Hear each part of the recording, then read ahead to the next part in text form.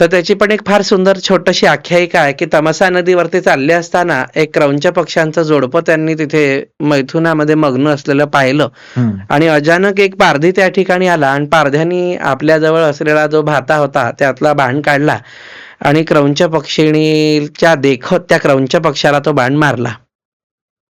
अच्छा. आणि मारल्यानंतर त्यांच्या मुखातून अचानक ती शापवाणी निघाली.